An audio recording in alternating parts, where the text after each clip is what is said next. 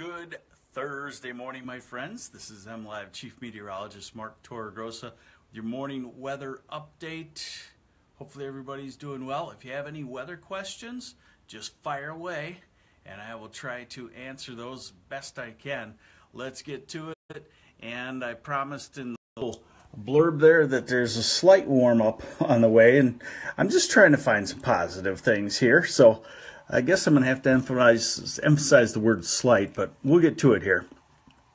As far as precipitation right now, there are some light snow showers in northern part of lower Michigan along I-75, also across the UP, but nothing else going on. Ed Pevios, my fellow coworker, tired of the cold. It's baseball season. Yeah, I know. It looks like if we get a pattern change, it might be just about in time for opening day, the Tigers' home opener.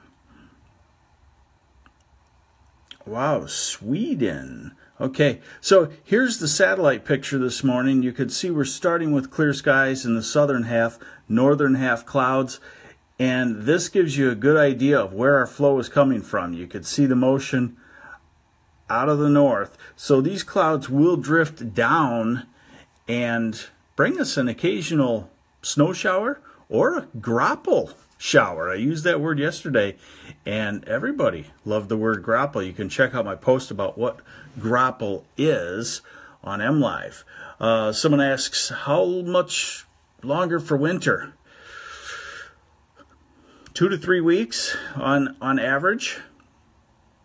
Here's your radar forecast today, and nothing real well put together, but just like the past few days, cold air aloft, some surface heating from the sunshine, and you get these speckles of rain and snow showers, and that's where you can get that grapple shower also. There you go, Paul Stevenson.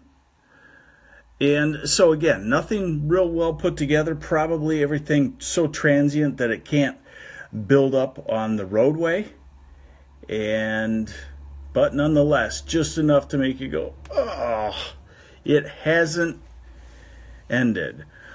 Nathan, our weather is being dictated by the nor'easter, isn't it? Yes, it is. I wrote a post about that about 2 days ago, and yeah, the nor'easter, the circulation around the nor'easters keep us in a northerly flow. And although they're not having a continuous nor'easter there, it moves out in the ocean and it stays an upper level storm that rotates these mini nor'easters around it, so the whole pattern keeps us in a northerly flow. And it doesn't look like it breaks down for about 8 or 9 days, but I am starting to see the beginnings of it breaking down. High temperatures today, if you want to call them that. Hey, thanks, Roberto. I appreciate that. High temperatures today, 37 to 39. Southern lower, Detroit, Ann Arbor, Lansing, Jackson, Kalamazoo, Battle Creek, Grand Rapids. 34-ish, Saginaw Bay City, Midland. 33, Mount Pleasant. 31, Traverse City. 29, Alpena. And upper 20s and teens across the UP. Kimberly, why so many nor'easters lately? I wrote about that in the post too. There's warm water, warmer than normal water out in the North Atlantic, and there's just an upper level configuration that's set for nor'easters. Okay, so let's look and give you a little optimism here. This is the extended model. This is tomorrow's high temperatures. Not the greatest, but we'll start to get some sunshine back. And remember, the sunshine at least will have some power. If we can shake the cold air some, we can get some sunshine. Here's Saturday, upper 30s to mid 40s across southern lower. Here's Sunday. Maybe this is about the most optimistic thing we've seen in a while. Temperatures mid to upper 40s across lower Michigan, and that comes without a whole lot of wind, too. But I don't want to go much farther because another nor'easter forming, and you know what that means. Early next week, back in comes the cold temperatures. So we'll stop there. How does that sound? And again, here's a look at why this is happening. Here's the nor'easter up here. Any chances of a 50 to 60 degree temp soon? I would say it's going to be the last week of March before we get 50 to 60 degrees. Okay, so we are in such cold air that the storm track, normally right over us now and giving us nasty weather in March, is actually to our south. This is a storm on the weekend, and it kind of dies over us, and then you guessed it, well, not this one, but the next one becomes another nor'easter. Now, this is for early next week. We'll keep an eye on it.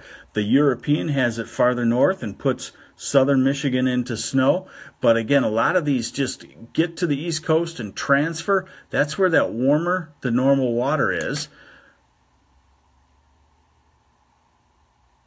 Judy Wilson is 36 in Florida right now. Yeah, well, look at what happens.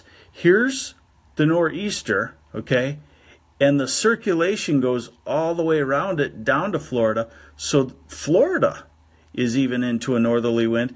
And you see these red lines, those are essentially temperature lines. This is essentially the freezing line, and then of course these are colder, but you could see a northerly wind pushing the colder air into Florida. That's next Tuesday. I'm going to go out and end it just with some optimism.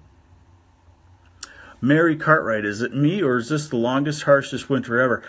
I don't think it's been that bad. When you look at the stats, although I will say that a few pockets have had some fluky 8 to 10 inch snowstorms, like Flint has had 3 of those over surrounding areas. Now here I sit in Saginaw and we're slightly below normal on snowfall, and we had some warm-ups in January and February also.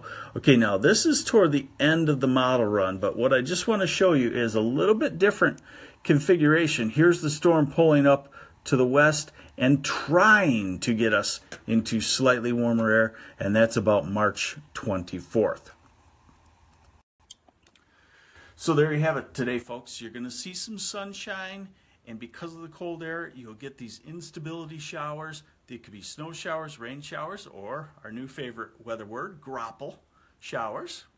Try to use that in a sentence today, okay? And then as we get to the weekend, quiet weather, no travel problems, and slightly warmer into